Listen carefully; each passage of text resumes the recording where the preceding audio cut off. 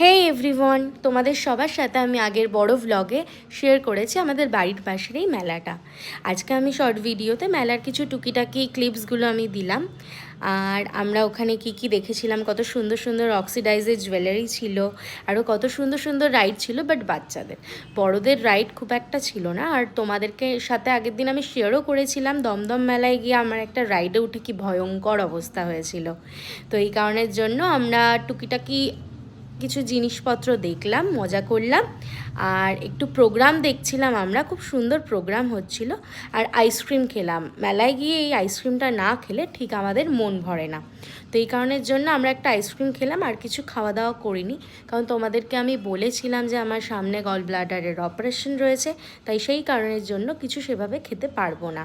আর কিছু soft toys দেখছিলাম, কি কিউট কিউট সফট টয়েস ছিল, বাট কেনা হয়নি, আমাকে কিনে দেয়নি সফট টয়েস। তারপরে আমার এই দাদার মেয়ের পড়ার জন্য আমরা তাড়াহুড়ো করে মেলা থেকে বেরিয়ে চলে এসেছিলাম। আর এখানে কত সুন্দর সুন্দর কানের ছিল, দেখো কি সুন্দর সুন্দর লাগছিল কানেরগুলো, বাট আমাকে একটাও কিনে দিল না কানের।